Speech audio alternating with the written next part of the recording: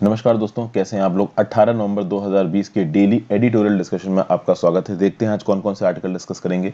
पहला है under Biden security empathy liberal antipathy.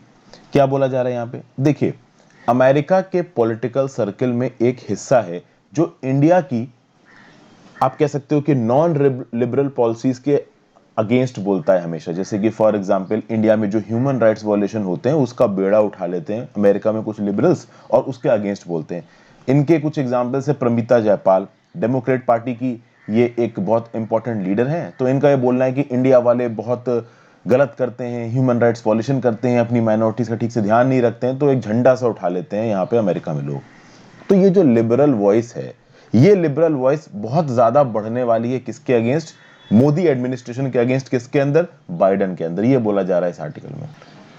और इस आर्टिकल को पढ़ने से पहले दोस्तों मैं आपको एक और बात बता दूं कि ये आर्टिकल लिखा है किसने, विवेकनाथ काटजू जी ने। विवेक काटजू जी ने लिखा है, retired member Indian foreign services के, और बहुत ही ज्यादा एंटी बीजेपी और एंटी नेशनल डेमोक्रेटिक अलायंस ये आर्टिकल है। मैं कोई सरकार का फैन नहीं हूं, बट जब चीजें बिल्कुल ही बायस्ड माइंडसेट से लिखी होती हैं तो वो पता चल जाती हैं। This is one of those case. But यहाँ पे कौन कौन सी पॉलिसीज को क्रिटिसाइज किया जा रहा है सरकार की, उनको जरूर एक बार देख लेंगे। फिर नेक्स्ट आर्टिकल है changing the discourse on victim jurisprudence. देखिए इस आर्टिकल को लिख तो दिया और आर्टिकल भी बहुत अच्छा है, बट एग्जाम्पल्स नहीं दिए साथ में। तो मैं कोशिश करूंगा कि इसमें दिए हुए पॉइंट्स को एक अलग से वीडियो में आपके सामने लेके आऊं, जो कि मैं इंडिविजुअल करंट अफेयर्स की वीडियो लगभग आपके सामने लाता ही रहता हूं। नेक्स्ट है fragile cease fire, Armenian Azerbaijan needs a political solution to their dispute if the truce is to hold. आपको पता ही कि नगोर्नो काराबाख रीजन में क्या हुआ, अर्मेनिया और अजरबैजान के बीच में एक सीज फायर तो हो गया, लेकिन यहाँ पे विनर बन के सामने आ रहा है अजरबैजान और लूजर बन के सामने आ रहा है अर्मेनिया। इस न्यूज को मैंने करंट अफेयर्स में एडिटोरियल्स में लगातार कवर किया है। अगर आप एक टाइम से और एक लाइन में रोज डेली बेसिस पे देख रहे हैं मेरी वीडियोस को, तो आपको इस इशू के बारे में पता होगा। ठीक है, यहाँ पे हुआ क्या है कि पावर गेम चल रहा था। पावर गेम केवल अजरबैजान और आर्मेनिया के बीच में नहीं चल रहा था। अजरबैजान को पीछे से टर्की पूरी तरीके से सपोर्ट कर रहा था, लेकिन आर्मेनिया के पास रशिया का उस प्रकार का सपोर्ट नहीं था। रशिया काफी हद तक इस इवेंट में, इस लड़ाई में न्यूट्रल रहा। उसने ओपनली आर्मेनिया का साथ नहीं दिया, क्योंकि ओपनली अगर रशिया आर्मेनिया का साथ दे देता तो ऑब्वियसली बात है आर्मेनिया को इतनी शर्मनाक हार नहीं झेलनी पड़ती। आर्मेनिया में जो लोग हैं वो गुस्से में हैं, अपने पॉलिटिकल लीडर्स को गाली दे रहे हैं, सड़कों पे उतर आए हैं, पार्लियामेंट बिल्डिंग में घुसा है। और वहीं पे अजरबैजान में जो लोग हैं वो जश्न मना रहे हैं, उत्साह मना रहे हैं। ठीक है, तो हालत काफी खराब सी है। इस कॉरिडोर के एंड में बस एक चीज देखने को मिल रही है कि भैया ट्रायम्फेंट अजरबैजान, जीता हुआ अजरबैजान, एक wounded Armenia.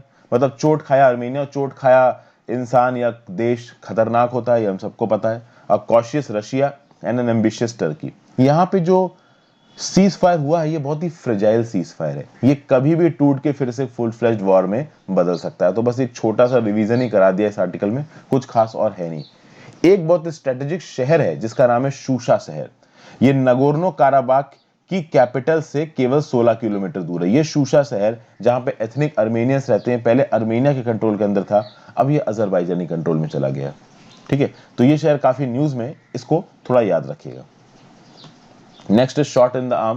Every vaccine candidate that passes a significant hoop is a win for the world at large. देखिए फाइजर की जो वैक्सीन है उसके बारे में कुछ दिन पहले भी एक न्यूज आई थी। ये जो पर्टिकुलर न्यूज आई है, यहाँ पे देखिए क्या लिखा हुआ है, vaccine being declared as 94.5% effective and well past the USA FDA requirement that a potential vaccine must be at least 50% effective। यहाँ पे वैक्सीन की इफेक्टिविटी की बात हो रही है। बट दोस्तों मैं इस न्यूज को डिटेल में कवर नहीं कर रहा हूँ। उसका रीजन ये है कि ये जो रिजल्ट्स अनाउंस किए गए हैं, ये अनाउंस किए गए हैं एज अ कंपनी न्यूज। तो कंपनी की न्यूज रिलीज की तरह इनको अनाउंस किया गया है। जो भी न्यूज रिलीज आई है वो किसी साइंटिफिक जर्नल में नहीं छपी है। तो ऑब्वियसली अब बहुत सारे independent scientific journals, medical fraternity के लोग इस न्यूज को और इन रिजल्ट्स को खंगालेंगे, और फिर पता चलेगा कि ये जो न्यूज दी गई है फाइजर कंपनी के द्वारा ये कितनी ऑथेंटिक है। चूंकि ये सीधे सीधे कंपनी के द्वारा दी गई है, किसी जर्नल में नहीं छपी है, किसी मेडिकल फ्रेटर्निटीज ने इसको वेट नहीं किया है, तो अभी इस न्यूज में बहुत ज्यादा खंगालना सही नहीं है। एक बार एक ऑथेंटिक न्यूज की तरह चीज सामने आएगी तो पूरे के पूरे एडिटोरियल और करंट अफेयर्स वैसे ही भर जाएंगे, तब इसको हम लोग देखेंगे। फिर भैया shifting sands for Asian economies. यहाँ पे बस एशिया की इकोनॉमी का जो बीच का कंपटीशन है वो आ गया। पहले तो देखिए कोविड-19 से पहले चाइना दुनिया भर की सप्लाई चेन्स पे कब्जा करके बैठा था। अब हो ये रहा है कि कोविड-19 के पैंडेमिक के बाद ऐसा लगा कि चाइना से सप्लाई चेन निकल के बाहर चली जाएंगी। ऑथर ने ये बताया कि ज़्यादातर इंडस्ट्री और कंपनी की सप्लाई चेन अभी भी चाइना है, वो चाइना से बाहर नहीं निकली है, पहली चीज़। दूसरी चीज़, जो सप्लाई चेन चाइना से बाहर निकल रही है उसके लिए कंपटीशन बहुत इंटेंस है। चाहे आप बांग्लादेश ले लीजिए, इंडिया ले लीजिए, आप इंडोनेशिया ले लीजिए या वियतनाम ले लीजिए, सब लड़ रहे हैं नई कंपनीज को अपने यहाँ बुलाने के लिए, इन्वेस्टमेंट के लिए। तो ये क्या कॉम्पिटिटिवनेस है, इंडिया इसमें कैसे आगे बढ़ सकता है, इन सब चीज़ों के बारे में कुछ स्टैटिस्टिक्स हैं, अच्छी इंफॉर्मेशन है, आपको बताऊंगा। फिर एक और बहुत अच्छा आर्टिकल है दोस्तों, टी सेल इम्यूनिटी इन कोविड-19। कोरोना वायरस जब हमारी बॉडी को अफेक्ट मारता है तो उसमें दो प्रकार की इम्यूनिटी होती है, एक तो इनिएट इम्यूनिटी होती है और उसके बाद आ जाती है एडॉप्टिव इम्यूनिटी। एडेप्टिव इम्यूनिटी में दो टाइप्स हैं, एंटीबॉडी इम्यूनिटी और टी सेल इम्यूनिटी। ये जो पूरा का पूरा आर्टिकल एक साइंटिफिक आर्टिकल है, मैं बोलूंगा, मैं एक डिफरेंट वीडियो में इसको आपको समझाऊंगा। एग्जाम्स के पर्सपेक्टिव से कितना इंपॉर्टेंट है नहीं है, बट कोविड-19 का टॉपिक बहुत इंपॉर्टेंट हो गया, तो किस तरीके से हमारा इम्यून सिस्टम कोविड-19 के प्रति काम करता है वो यहाँ समझाया गया है। कुछ और एक्स्ट्रा इन्फॉर्मेशन जोड़ के अलग से एक वीडियो लेके आऊंगा। और फाइनली कॉन्स्टिट्यूशनल फॉल्ट लाइंस। इस आर्टिकल को पढ़ने से पहले मैं आपको सजेस्ट करूंगा कि मेरी ये वीडियो देख लीजिए, how and why Rajiv Gandhi was assassinated. Rajiv Gandhi ji का असैसिनेशन, एलटीटी का इन्वॉल्वमेंट, और वो लोग जो राजीव गांधी को असैसिनेट करने के लिए आए थे श्रीलंका में, उनकी कहानी, और कैसे वो आज तक श्रीलंका की जेलों में बंद हैं, और कैसे उनकी मर्सी पिटीशंस को लगातार पेंडिंग मोड में रखा गया है, इसके बारे में मैंने उस वीडियो में बताया। और यहाँ पे फिर से कॉन्स्टिट्यूशनल की फॉल्ट लाइंस की बात हो रही है। अब देखिए, सबसे पहले तो दोस्तों आप देखिए इस आर्टिकल को लिखा किसे है। The author is an advocate and spokesperson of DMK, Dravida Munnetra Kazhagam. Power में कौन सी पार्टी तमिलनाडु में? AIADMK, Anna, All India Dravida Munnetra Kazhagam. Opposition में डीएमके। डीएमके चाहते हैं हम इलेक्शन जीत जाएं। इलेक्शन जीतने के लिए तमिल के इमोशन पे हमको कंट्रोल करना है, और तमिल इमोशंस कहीं ना कहीं तमिल कॉज से जुड़े हुए हैं, वो तमिल कॉज के लिए ही राजीव गांधी को मारा गया था, ऐसा बोला जाता है। तो इसीलिए यहाँ जो डीएमके पार्टी है वो बहुत जोर मार रही है कि भाई आप इन 15 लोगों को जो कि जेल में बंद है, जो कि राजीव गांधी असैसिनेशन केस में जेल में बंद है, इनको जल्दी से छोड़ दीजिए। अब पूरा केस क्या है उसको हल्का फुल्का हम लोग यहाँ पे रिवाइज करेंगे, सुप्रीम कोर्ट के रेलेवेंट जजमेंट्स को देखेंगे। इस तरीके की न्यूज में मैं इंक्लूड करके आपको हमेशा बताता हूं कि सुप्रीम कोर्ट के जो भी जजमेंट्स कोर्ट किए ना, हो सके तो उनको अपने नोट्स में इनकॉर्पोरेट करके याद कर लीजिए, यूपीएससी मेंस में या फिर आपके एसए में लिखने में काम आएंगे। ठीक है, तो आगे बढ़ते हैं। आगे बढ़ने से पहले दोस्तों वीडियो पे लाइक का बटन, अगर अब तक आपने चैनल को सब्सक्राइब नहीं किया वो कर लीजिए, वीडियो को शेयर नहीं किया वो कर दीजिए। चैनल पे ज्वाइन बटन दबा के आप हेल्प भी कर सकते हैं, आपको कुछ और एक्स्ट्रास मिल जाएंगी। बहुत दिनों से चैनल मेंबर्स के लिए कोई वीडियो बनी नहीं है, बना रहा हूं मैं। ठीक है, अब जितनी भी पेंडिंग है बहुत ही हाई स्केल पे मैं अवेलेबल कराऊंगा वीडियोस। इंस्टाग्राम पे फॉलो कर लीजिए, आपको लेक्चर की पीडीएफ मिल जाएगी। टेलीग्राम ग्रुप ज्वाइन कर लीजिए, वहां पे टेलीग्राम ग्रुप पे आपको लेक्चर की पीडीएफ मिलेगी, इंस्टाग्राम पे मैं आपके डाउट्स के जवाब दूंगा। अब देखिए, under Biden security empathy little antipathy. अच्छा, एक और बात दोस्तों, इंस्टाग्राम पे जो लोग मैसेज करते हैं ना, मैं उनके स्पेसिफिक एकेडमिक डाउट्स के जवाब नहीं दे पाता हूँ, ये बात देखिए सही है। मैं जब भी इंस्टाग्राम खोलता हूँ मेरे पास 40 से 50 मैसेजेस पेंडिंग पड़ रहते हैं, मैं धीरे धीरे करके सबको जवाब देने की कोशिश करता हूँ। उसमें जो स्पेसिफिक कंटेंट वाले डाउट होते हैं ना, उनको जवाब देना ऑब्वियसली मुश्किल हो जाता है भाई। एक अकेला इंसान अभी इतने सारे जवाब देने पे मैं आ गया तो कितने घंटे चले जाएंगे, बट आपकी स्ट्रैटेजी से रिलेटेड, आपकी हेल्थ से रिलेटेड, मोटिवेशन से रिलेटेड मैं सारे जवाब देता हूँ। तो चलिए, under Biden security empathy liberal antipathy. If India had the empathy of the liberals while there was some antipathy in the American security establishment। देखिए, हुआ ये कि जैसे ही यूएसए के प्रेसिडेंट जो बाइडन प्रेसिडेंट बने, उन्होंने मीडिया को बताया कि भैया मैंने बहुत सारे यूरोपियन लीडर से बात की और मैंने यूरोपियन लीडर से बात करके उनको ये बोला कि अमेरिका वापस आएगा। अमेरिका के जो ट्रेडिशनल नॉर्म्स थे, अमेरिका की जो ट्रेडिशनल फॉरेन पॉलिसी थी, हम उस चीज को वापस लेके आएंगे। और जो डोनाल्ड ट्रंप के एरा में टर्बुलेंस रहा है ना, कि सबसे लड़ते ही फिर रहे हैं, बहुत ज्यादा इनर सेल्फ पे देख रहे हैं, उस चीज को हम रिवर्ट करेंगे। कहीं ना कहीं मिस्टर बाइडन ने इनडायरेक्टली ये भी बोला है कि चाइना की एग्रेसिव टैक्टिक्स को भी हम लोग टैकल करेंगे। अब यहां पे विवेक काटजू साहब इंडिया के रिस्पेक्ट में क्या बोलते हैं कि मिस्टर बाइडन की प्रेसिडेंटशिप इंडिया के इंटरेस्ट को कैसे अफेक्ट करेगी, इस बारे में क्या बोला जा रहा है यहां पे। अब देखिए, मिस्टर बाइडन की जो डेमोक्रेटिक पार्टी है, उनका जो एजेंडा है, आप कह सकते हो लिबरल कम्युनिटी का जो एजेंडा है, वो बहुत सारी दूसरी कंट्रीज में जो सिविल और ह्यूमन राइट्स का वायलेशन हो रहा है, ह्यूमन फ्रीडम्स का वायलेशन हो रहा है, उसके खिलाफ बोलते हैं। अब हुआ ये है कि जो नरेंद्र मोदी 2.0 गवर्नमेंट है, 2.0 गवर्नमेंट का मतलब क्या हो गया दोस्तों, 2014 से लेकर 2019 पहली, 2019 से लेकर 2024 अमेरिका का जो लिबरल सर्कल्स है वो हर बार इंडिया की ह्यूमन राइट्स को पॉइंट आउट करता है।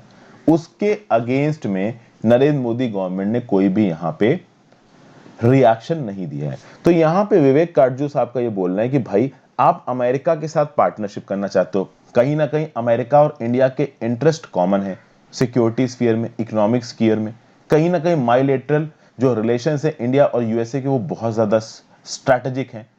और ये स्ट्रैटेजिक जो रिलेशनशिप है वो इसलिए भी आ रहा है क्योंकि इस साल अप्रैल में जो चाइना के एक्शन से लाइन ऑफ एक्चुअल कंट्रोल पे वो हमने देखे ही है। तो कहीं ना कहीं इंडिया में भी और अमेरिका में भी एक फॉरेन पॉलिसी का माइंडसेट बना हुआ है कि भाई इंडिया अमेरिका के रिश्ते अच्छे होना जरूरी है। इंडिया के लिए क्यों?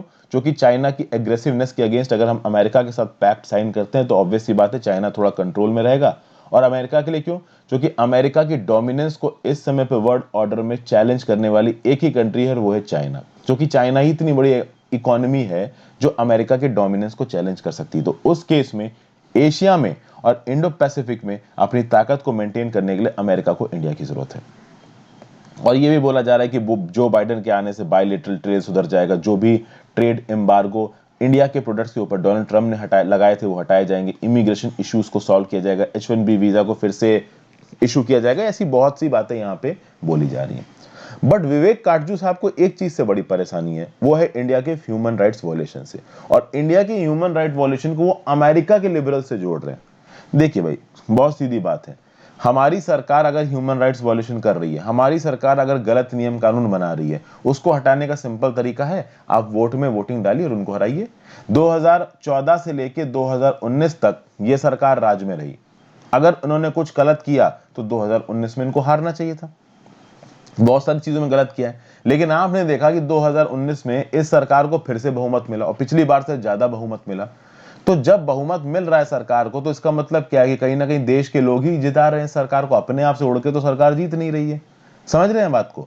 तो अगर हमारी सरकार ह्यूमन राइट्स का वॉयलेशन कर रही है, गलत कर रही है, डिक्टेटरशिप कर रही हो, जो कि मुझे भी कहीं कहीं लगता है कि कर रही है, ठीक है ना, तो सबसे बेस्ट तरीका यह है कि भैया आप वोटिंग डालो और इनको हराओ।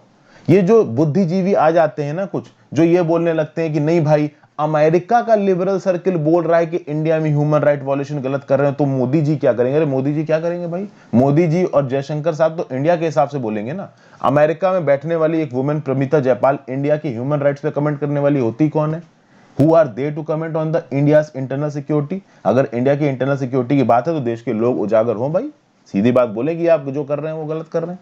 आप पॉइंट समझ रहे हो मैं क्या बोल रहा हूं? लेकिन यहां पे विवेकनाथ काटजू साहब किसको लेके आ रहे हैं भाई? अमेरिका के लिबरल सर्कल के लोग लेके आ रहे हैं। अब यहां पे एक और बात बोली जा रही है, नरेंद्र मोदी 1.0 की गवर्नमेंट और कुछ हद तक 2.0 की गवर्नमेंट के अगेंस्ट ट्रंप एडमिनिस्ट्रेशन ने कुछ खास बोला नहीं। देखिए अब यहां पे काटजू साहब का क्या बोलना है, ध्यान से देखिएगा। नरेंद्र मोदी 1.1 ने, 2.0 ने जम्मू एंड कश्मीर में चेंजेस कर दिए, बहुत सारी और चीजें कर दी जिसके चलते ह्यूमन राइट्स वायलेशन हुआ, ये हुआ वो हुआ। इसके खिलाफ ट्रंप एडमिनिस्ट्रेशन ने कुछ नहीं बोला। ठीक है, ट्रंप एडमिनिस्ट्रेशन का मेन फोकस था सिक्योरिटी और इकोनॉमिक स्फीयर। कुछ वॉइसेस आई थी कश्मीर को लेके डोनाल्ड ट्रंप की तरफ से, बट वो बहुत ही इनसेंसिटिव और इमेच्योर स्टेटमेंट्स थे जिनको मीडिया ने दबा दिया। लेकिन यहां पे ये है कि अब इंडिया जो भी करेगा, देखिए इंडिया की जो ह्यूमन राइट्स ट्रैक रिकॉर्ड है उसके अगेंस्ट अक्सर का डेमोक्रेटिक पार्टी की तरफ से स्टेटमेंट आता है, जो और खासकर डेमोक्रेटिक पार्टी में जो लिबरल सेक्शंस हैं और अमेरिका मीडिया का जो लिबरल सेक्शंस है वो अक्सर कर बोलता रहता है कि जेएनके में इलीगल डिटेंशन कर रखे हैं इंडिया ने, बहुत सारी और चीजें कर रखी हैं, सिटीजनशिप अमेंडमेंट एक्ट आया है ये बहुत गलत है।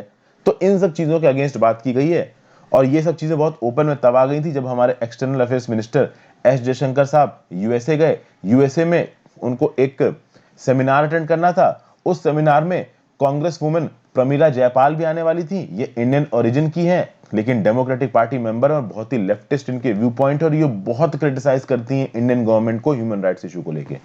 तो एस जयशंकर साहब ने सीधे सीधे मना कर दिया कॉन्फ्रेंस को अटेंड करने से। उन्होंने बोला कि I am not coming in this conference, क्योंकि उनको पता था वो इस कॉन्फ्रेंस में आएंगे तो प्रमीला जयपाल उनसे सवाल पूछेंगी इंडियन ह्यूमन राइट्स वायलेशन को लेके। और सीधे सीधे एस जयशंकर साहब ने बोल दिया कि इंडिया में जो भी हो रहा है वो हमारा इंटरनल इशू है, पहले जाके देखो कि पाकिस्तान और चाइना जैसे देश क्या कर रहे हैं, फिर हम पे उंगली उठाना कि जेएनके में हम क्या कर रहे हैं। और सीधे सीधे यहां पे इन्होंने मीटिंग को ही बॉयकॉट कर दिया।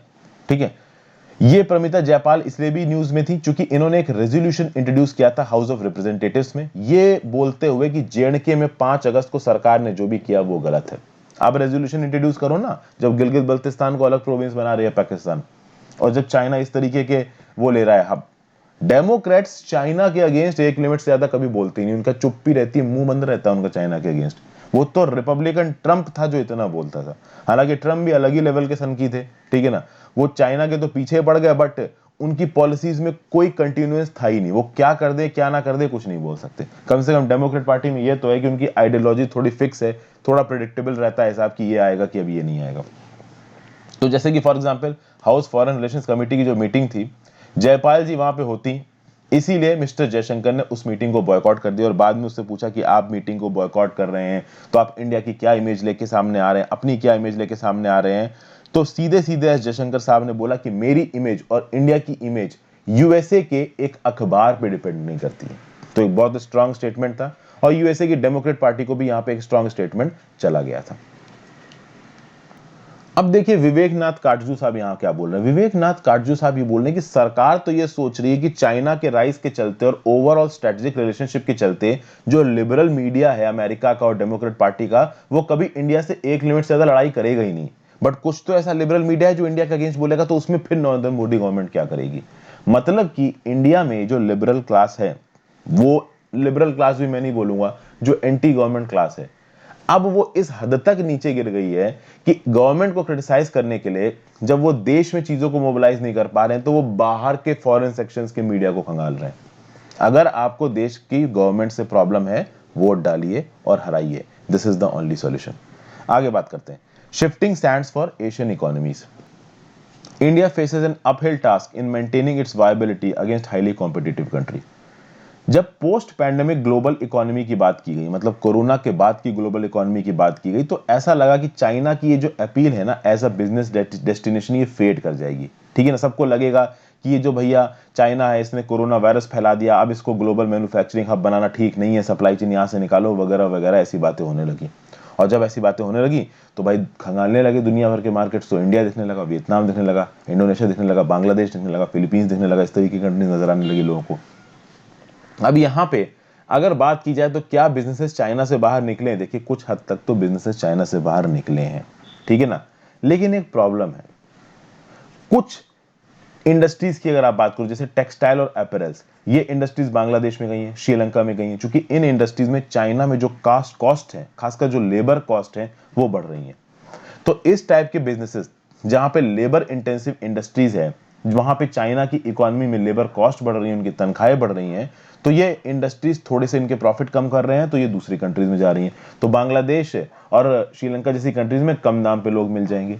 लेकिन एक प्रोफेसर हैं Yoshi Saifee, Massachusetts institute of technology से ये इन्वॉल्व हैं, एक्सपर्ट हैं सिस्टम्स ऑप्टिमाइजेशन और सप्लाई चेन मैनेजमेंट में। इन्होंने एक रिसेंटली एक आर्टिकल में लिखा है, combination of the trade war and COVID-19 crisis has resulted in firms establishing relatively small scale operations elsewhere। मतलब कि उन्होंने स्मॉल स्केल ऑपरेशन को दूसरी जगह रखा है, ज्यादातर जो इनका काम है वो चाइना में ही रहा है। तो ज्यादातर जो कंपनीज हैं वो चाइना प्लस वन स्ट्रैटेजी रख रही हैं, मतलब कि वो अपने बिजनेस को रखना चाइना में ही चाहती हैं, बस वो एक साइड में एक ऐसी कंट्री रख लेना चाहती है कि मान लीजिए चाइना बहुत ज्यादा अनस्टेबल हो जाता है, लड़ाई में इन्वॉल्व हो जाता है, सप्लाई चेन्स टूट जाती हैं, तो उस केस में उनके पास एटलीस्ट कोई बैकअप तो रहे। ये बोल रहे हैं यहां पे योशी सैफी। तो कहने का मतलब क्या है कि कंपनीज कुछ हद तक चाइना से बाहर निकल रही हैं, बट जितना एक्सपेक्ट किया गया था उतना नहीं निकल गई हैं। अब यहां पे सवाल उठता है कि क्या ऐसी वजह आ गई कि फर्म्स चाइना में रहना चाहती हैं। इसकी 3 वजह बताई गई हैं। पहली वजह तो यह है कि चाइना में एक बिजनेस को खोलना और उसको चलाना काफी आसान है दूसरी कंट्री से। दूसरा, चाइना's firms are nimble and fast, which is evident from the quick recovery of Chinese manufacturing of the lockdown। मतलब एजिलिटी अच्छी है चाइना की फर्म्स की। कहने का मतलब यह कि चाइना में जो कंपनीज हैं उनको तुरंत ही एक्टिव मोड में डाल सकते हो।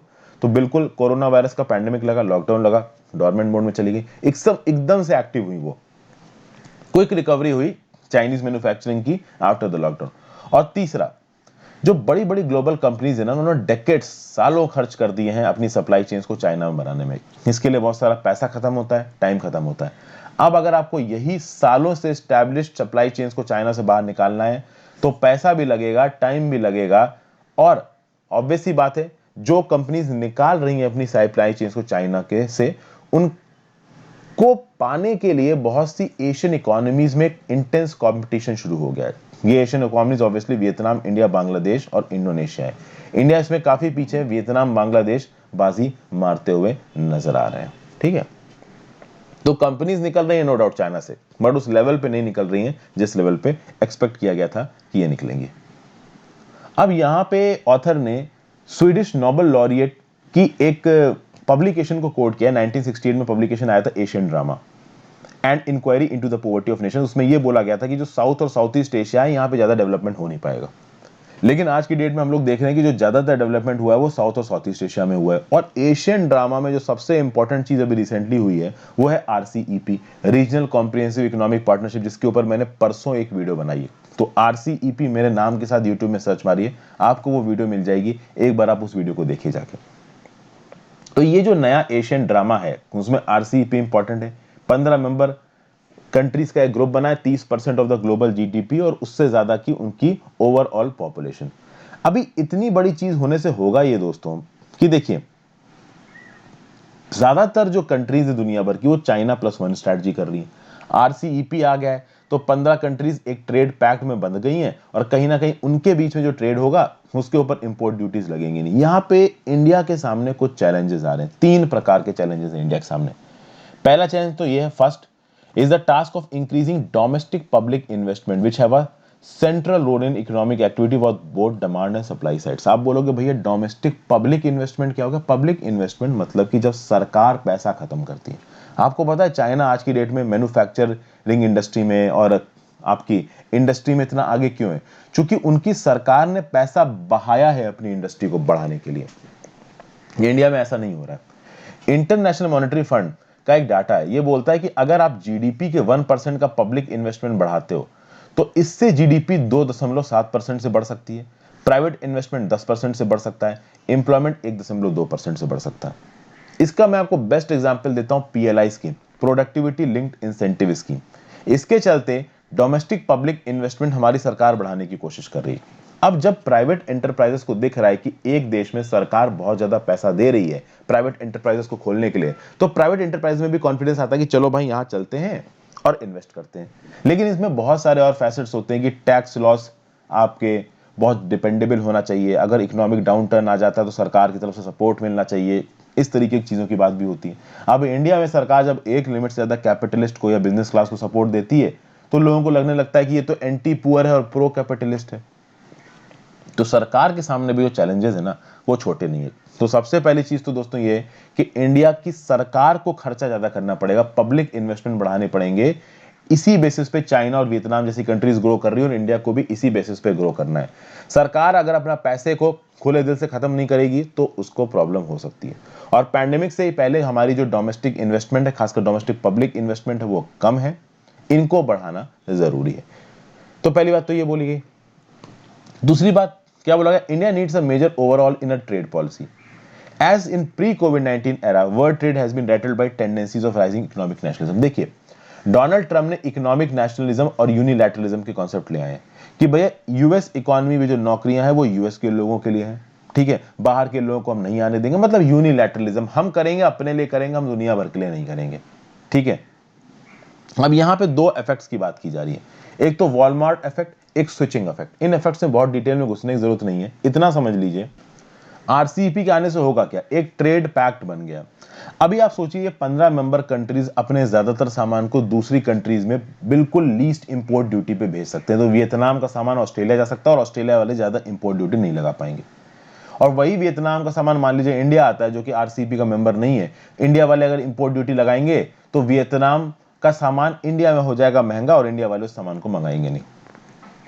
तो आप समझ रहे हो यहाँ पे हो क्या रहा है? हो ये रहा है दोस्तों, अब इंपोर्ट से ज्यादा एक्सपोर्ट में, फॉर एग्जांपल अगर इंडिया का सामान वियतनाम पहुंचता है और वियतनाम में इंपोर्ट ड्यूटी ज्यादा है इंडिया के सामान पे, चूंकि इंडिया RCEP का मेंबर नहीं, बट ऑस्ट्रेलिया का सामान वियतनाम पहुंचा तो भैया ऑस्ट्रेलिया के सामान पे इंपोर्ट ड्यूटी कम है, तो वियतनाम के अंदर जो लोग हैं उनको सस्ता सामान कहां का पड़ा? ऑस्ट्रेलिया का पड़ा, इंडिया का नहीं पड़ा। तो कहीं ना कहीं ये स्विचिंग इफेक्ट और वॉलमार्ट इफेक्ट क्या बोलने की कोशिश कर रहे हैं? ये बोलने की कोशिश कर रहे हैं कि एक ग्रुप के बनने से फर्स्ट ऑफ ऑल बहुत सारे ऑप्शंस मिल रहे हैं। आरसीईपी के अंदर एक कंट्री को 14 और ऑप्शंस मिल रहे हैं कि वो अपने सामान को वहां से इंपोर्ट कर सकता है और कम पैसे पे इंपोर्ट कर सकता है। तो 14 अलग अलग ऑप्शंस मिल रहे हैं उसको। अब इसमें हो क्या रहा है कि जो 15 ऑप्शन था ना इंडिया, वो साइड लाइन हो जाएगा। क्यों? क्योंकि वो आरसीईपी का मेंबर नहीं है, वो नेचुरली डिसएडवांटेज में चला गया आरसीईपी का मेंबर ना होने की वजह से। एक बात। दूसरी बात, इंडिया का आप बिजनेस सिनेरियो देखो और दुनिया भर में बिजनेस सिनेरियो ऐसा ही है। दो प्रकार के बिजनेस है, एक बिजनेस जो कि स्पेशल इकोनॉमिक जोन या फिर फ्री ट्रेड जोन में काम करते हैं और दूसरा जो इंडिविजुअली काम करते हैं। अब ये कंट्री के अंदर हो सकता है और या बहुत सारी कंट्रियों के बीच में भी हो सकता है। तो इंडिया के अंदर आप देख लीजिए बड़े बड़े स्पेशल इकोनॉमिक जोन है और स्पेशल इकोनॉमिक जोन बनाने की बात की जा रही है। उन स्पेशल इकोनॉमिक जोन के अंदर जो कंपनीज हैं उनको कुछ एक्स्ट्रा बेनिफिट्स मिलते हैं और कुछ कंपनीज इंडिविजुअल साइलो बेसिस पे ऑपरेट करती हैं, तो ऑटोमेटिकली जो स्पेशल इकोनॉमिक जोन के अंदर कंपनीज है वो एडवांटेज में आ जाएंगे। उसी तरीके से आरसीईपी के अंदर जो ग्रुप है उस ग्रुप की कंट्रीज एडवांटेज में रहेंगी और बाहर वाली कंट्रीज जैसे कि इंडिया डिसएडवांटेज में रहेगी। तो ये स्विचिंग इफेक्ट, वॉलमार्ट इफेक्ट यही बोल रहे हैं कि इंडिया को अपनी ट्रेड पॉलिसी को इवॉल्व करना पड़ेगा। ट्रेड पॉलिसी को इवॉल्व करने के लिए कहीं ना कहीं इंडिया के सारे बिजनेसेस को तो सपोर्ट देना ही देना है। एक बैक एंड से आरसीईपी के साथ भी निगोशिएशन स्टार्ट करके जल्दी से जल्दी अपने आप को इसमें इन्वॉल्व करने की जरूरत है, नहीं तो लॉन्ग टर्म में नुकसान पहुंच सकता है। और तीसरी चीज, वुमेन पार्टिसिपेशन को लेबर फोर्स में बढ़ाना बहुत जरूरी है। इंडिया की जो जीडीपी है वो रिसेंटली 6 से 7% से बढ़ी है, एजुकेशन लेवल्स वुमेन के बढ़े हैं, फर्टिलिटी रेट्स वुमेन के घटे हैं, लेकिन वुमेन का लेबर फोर्स पार्टिसिपेशन रेट 42.7% था जो 2004-5 में, वो 23.3% आ गया 2017-18 में। ये कुछ दिन पहले भी मैंने इस डाटा को एडिटोरियल में कवर किया था। इंपॉर्टेंट डाटा है, नोट कर लीजिए, यहां से लेके यहां तक चीजें लिख लीजिए। उसके आगे अगर आप बात करिए तो इस डाटा के हिसाब से कह सकते हैं कि हर 4 में से जो 3 वुमेन है वो ना तो काम कर रही हैं या फिर वो काम ढूंढ रही है, उनके पास काम है नहीं। क्योंकि लेबर फोर्स पार्टिसिपेशन रेट कितना आ गया फीमेल्स का 23.3% पे, यानी लगभग 25% या कि उससे कम ही वुमेन्स एम्प्लॉयड है, बाकी जॉबलेस है। अगर बात की जाए दुनिया भर में स्टैंडिंग की तो globally India ranks among the bottom 10 countries in terms of women workforce participation. मतलब कि वुमेन वर्कफोर्स के पार्टिसिपेशन में इंडिया बॉटम 10 में आता है, ठीक है। और उसके बाद बात करिए, when Bangladesh GDP grew at an average rate of 5.5% during 1991 to 2017, यानी 1991 से लेकर 2017 में बांग्लादेश की जीडीपी सालाना 5.5% से बढ़ी है, लेकिन उनका लेबर फोर्स पार्टिसिपेशन वुमेन का जो है वो 24% से 36% पे बढ़ा है। तो अब ये बहुत बड़ी बात है दोस्तों, ठीक है। पहली बात तो इंडिया इतनी बड़ी कंट्री होके, डेमोक्रेसी होके, दुनिया भर में लीस्ट 10 कंट्रीज में आती है वुमेन लेबर फोर्स पार्टिसिपेशन को लेके। बांग्लादेश की इकोनॉमी में जीडीपी बढ़ रही तो उनका लेबर फोर्स पार्टिसिपेशन बढ़ रहा है, बट इंडिया में उल्टा हो रहा है। इंडिया में जीडीपी बढ़ रही है बट वुमेन का जो लेबर फोर्स पार्टिसिपेशन है वो कम हो रहा है। और कहीं ना कहीं हमारी सरकार कुछ करने की कोशिश कर रही है। अब आ जाते हैं लेबर कोड, अब आ जाते हैं एग्रीकल्चरल बिल्स। ये एग्रीकल्चरल बिल्स और लेबर कोड क्या करते हैं, एम्प्लॉयर्स के लिए चीजें अच्छा करने की कोशिश कर रहे हैं, खासकर कौन, लेबर कोड्स। ये जो लेबर बिल्स हैं ये बड़े बड़े कॉर्पोरेट्स को एक सिग्नल दे रहे हैं कि आप आके इंडिया में बिजनेस स्टैब्लिश करिए, आपके ऊपर ज्यादा स्टेट रेगुलेशन नहीं करेंगे हम हायरिंग फायरिंग को लेके। तो जब लेबर कोड्स इंडिया ने इंप्लीमेंट किया, आप देखोगे लेबर कोड बिल्स इंडिया में 23 सितंबर को पास हुए और इंडोनेशियन पार्लियामेंट ने 5 अक्टूबर को एक रेगुलेशन पास किया जहां पे 70 एग्जिस्टिंग लॉस को, वहां के लेबर लॉस को उन्होंने हटा दिया और बाहर की कंट्रीज ने को बोला कि आप आके हमारे यहाँ इन्वेस्ट करिए, आपको एक अच्छा बिजनेस सिनेरियो मिलेगा। तो बांग्लादेश, आपका वियतनाम, इंडोनेशिया और इंडिया जैसी कंट्रीज बड़े बड़े कॉर्पोरेट्स को अपने यहाँ खींचने के लिए कंपीट कर रही है। और ये जो सरकार है ये लेबर कोड इसीलिए लेके आई है ताकि ये भी कंट्रीज को, कंपनीज को अपने यहाँ खींच सके, ये बताने की यहाँ कोशिश की जा रही है। मतलब कंपटीशन इंटेंस है, एक बात मतलब में, एक शब्द में ये समझिए। आगे बात करते हैं, ये है भाई constitutional faultness, Tamil Nadu governors inaction on advice to free Rajiv Gandhi case convicts warrants judicial intervention. देखिए गवर्नर है तमिलनाडु के बनवारी लाल पुरोहित, ये फिर से कोई डिसीजन नहीं ले रहे हैं। किस पे भैया, एक पार्डन की अपील फाइल की गई किसके द्वारा, एजी पेरियावलन द्वारा। एजी पेरियावलन कौन है, उन 7 प्रिजनर्स में से एक प्रिजनर है जिसको राजीव गांधी असैसिनेशन केस में कन्विक्ट किया गया। सितंबर 2018 में सुप्रीम कोर्ट ने बोल दिया था कि भैया ये जो पार्डन की प्रोसीडिंग डाली है इन 7 लोगों में, इनके ऊपर आप एक डिसीजन लीजिए। अरे भाई इनको 20 साल से आपने जेल में बंद कर रखा है, या तो आप फांसी पे चढ़ा देते इनको अगर इनको गलत माना गया था। आपकी इन्वेस्टिगेशन चालू है, 2 डेकेड्स बीत चुके हैं, आपकी इन्वेस्टिगेशन चालू है। इन्वेस्टिगेशन करने वाली एजेंसी बोल रही है कि भैया इन्वेस्टिगेशन में बहुत सारी अलग अलग कंट्रीज इन्वॉल्व हैं, इसलिए समय लग रहा है। बट कितना समय लग रहा है भाई, 20 साल बीत चुके हैं। तो सितंबर 2018 में सुप्रीम कोर्ट ने गवर्नर से बोला आप डिसीजन लीजिए। जैसे ही सुप्रीम कोर्ट ने बोला, तमिलनाडु के काउंसिल ऑफ मिनिस्टर्स ने एक रेजोल्यूशन पास करके ये बोल दिया कि 7 के 7 प्रिजनर्स को आप छोड़ दो। अब जैसे ही 7 के 7 प्रिजनर्स को छोड़ने का रेजोल्यूशन पास किया, काउंसिल ऑफ मिनिस्टर्स तमिलनाडु ने गवर्नर को भेजा, गवर्नर ने इसको रोक के रखा है। तो इसको बोला गया इनएक्शन ऑफ गवर्नर, और इस इनएक्शन ऑफ गवर्नर को कॉन्स्टिट्यूशन के वायलेशन से यहां जोड़ने की कोशिश की जा रही है। Governor executive arm of the government है और governor is bound by the orders of state government. देखिए यहां पे क्या बोला जा रहा है, अ 5 जज bench of the Supreme Court in Maru Ram versus Union of India 1981 held that the pardoning powers under article 72 and 161 of the constitution can be exercised by the central and the state governments, not by the president or governor on their own। अब देखिए ये एक बहुत important point है दोस्तों। Maru Ram versus Union of India case में article 72 और 61 को कोट करके अगर आप ये स्टेटमेंट किसी रेलेवेंट क्वेश्चन में या ऐसे में लिख देते हो, आपको बहुत अच्छे नंबर मिलेंगे, क्योंकि उससे जो आंसर चेकर है ना, उसको आपकी डेप्थ ऑफ प्रिपरेशन का पता चलेगा। तो यहाँ पे बोला क्या जा रहा है कि 72 और 61 आर्टिकल क्या बोलता है हमारे संविधान का, कि भैया सेंट्रल और स्टेट गवर्नमेंट डिसीजन लेती हैं पार्डनिंग पावर में, उस डिसीजन को प्रोमुलगेट करने वाला प्रेसिडेंट और गवर्नर होता है। यानी प्रेसिडेंट और गवर्नर केवल नॉमिनल अथॉरिटीज हैं, वो केवल एक ऐसी अथॉरिटी जिनको साइन करना है। पीछे से डिसीजन कौन ले रहा है, या तो सेंट्रल गवर्नमेंट ले रही है या स्टेट गवर्नमेंट ले रही है। और इसी केस में जस्टिस वी.आर. कृष्ण अय्यर साहब ने क्या बोला, speaking for the majority judgment, reiterated that the advice of the appropriate governor binds the head of the state. Therefore, governor is neither expected nor is empowered to test the constitutionality of the order or resolution presented to it. This is a power reserved exclusively for the constitutional courts of the country. यानी कि state government के council of ministers ने अगर पास करके आपके सामने एक resolution भेज दिया था कि 7 के 7 लोगों को छोड़ दो, तो आपको छोड़ देना चाहिए। आपके पास ये हक नहीं है कि आप इस चीज को खंगालें। अब देखिए ये जो भी पॉइंट्स दिए जा रहे हैं, ये कौन दे रहा है, ये डीएमके द्रविड़ मुनेत्र कज़ागम के जो ऑफिशियल स्पोक्स पर्सन है वो दे रहे हैं। उनका ये बोलना है कि अगर काउंसिल ऑफ मिनिस्टर्स ने कुछ गलत आपको कुछ इंस्ट्रक्शंस दिए हैं तो आपको उनको इंप्लीमेंट करना है। आपके इंप्लीमेंट करने के बाद अगर इंस्ट्रक्शंस गलत हैं तो उसको जुडिशियल रिव्यू कर सकती है हमारी कोर्ट। लेकिन कोर्ट तो यहाँ खुद ही बोल रही है कि इन 7 के 7 लोगों की प्लिया पे आप एक्शन लीजिए। अब गवर्नर यहाँ शांत क्यों बैठा है? ऑब्वियस सी बात है दोस्तों, गवर्नर यहाँ सेंट्रल गवर्नमेंट के डायरेक्शंस पे शांत बैठा है। As simple as that. Central government अगर कल ही गवर्नर को बैक एंड से डायरेक्शन देती है कि आप अप्रूवल दे दो इन 7 लोगों के रिलीज को, तो अप्रूवल दे दिया जाएगा। सेंट्रल गवर्नमेंट अप्रूवल नहीं दिलवाना चाहती, इसलिए गवर्नर शांत बैठा है। गवर्नर आपको पता है, is an agent of the centre, जो सेंटर की तरफ से डायरेक्शन आएगा वही गवर्नर करेगा। ठीक है, उसके आगे बात की जा रही है, क्या बोला जा रहा है, only recently the Supreme Court had examined the inordinate delay by constitutional authorities, the president and governor in taking decisions of mercy petitions।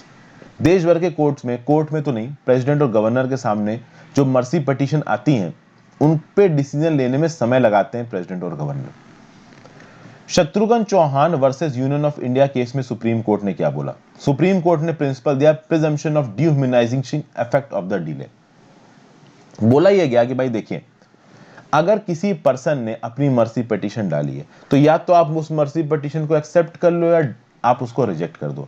आप जब उसको डीले पे रखते हो ना, तो उस पर्सन की मेंटल साइकी के ऊपर इफेक्ट पड़ता है। वो बेचारा इसी चक्कर में पड़ा रहता है कि अब मारा जाऊंगा या नहीं मारा जाऊंगा। तो या तो तुम उसको बता ही दो कि हाँ तुमको हम फांसी पे चढ़ा देंगे, या तुम उसको बता दो कि हम तुमको छोड़ रहे हैं। ये डीले करके मत रखो। ये सुप्रीम कोर्ट ने बोला किसमें? Shatrughan Chauhan versus Union of India case में।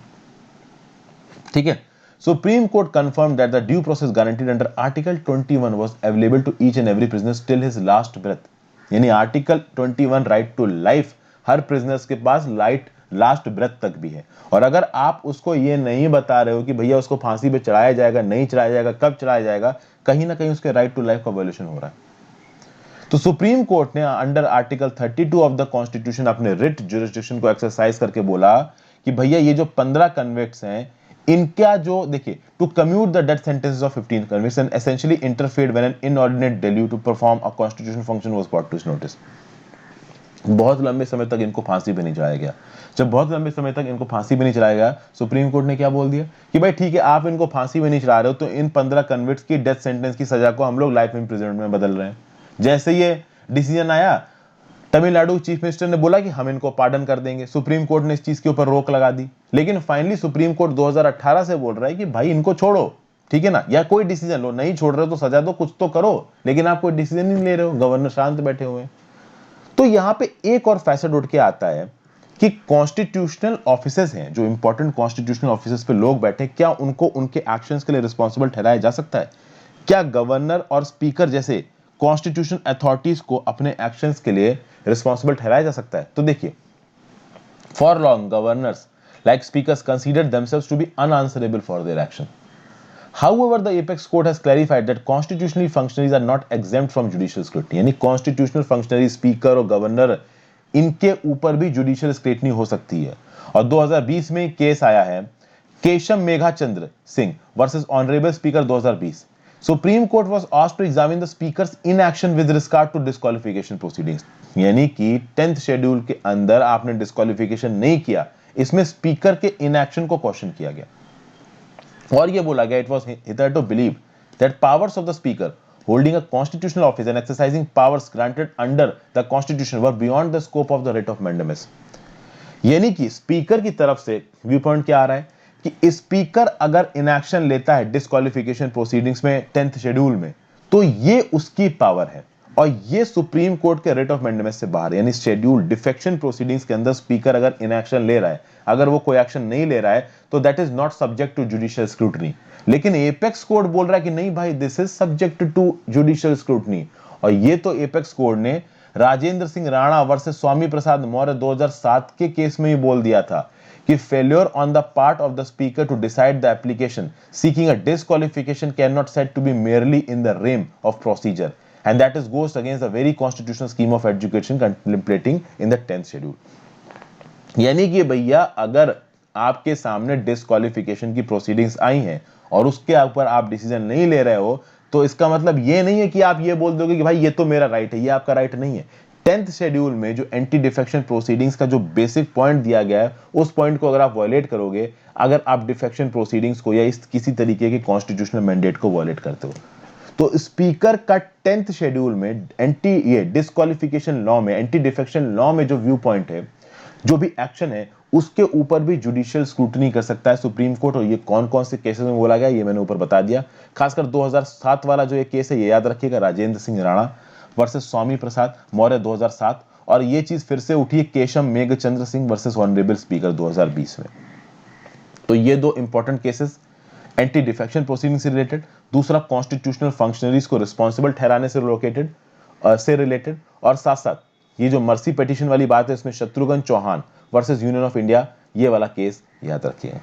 तो ये था आज का एनालिसिस दोस्तों। एक केस अगर ये भी याद रख सको, मारू Ram versus Union of India, बहुत से ऐसे केसेस हैं, मैं बोल तो देता हूँ याद रख सको, बट मैं ये भी जानता हूँ कि इनको याद रखना इतना आसान है नहीं। बट फिर भी अब आपको यूपीएससी में आईएएस बनना और डिस्ट्रिक्ट चलानी है, तो थोड़ी सी मेहनत करनी पड़ेगी। So thank you for watching. I hope आपको कुछ सीखने को मिला होगा friends. Have a great day, good bye. Video को लाइक और शेयर किए बिना मत जाइएगा।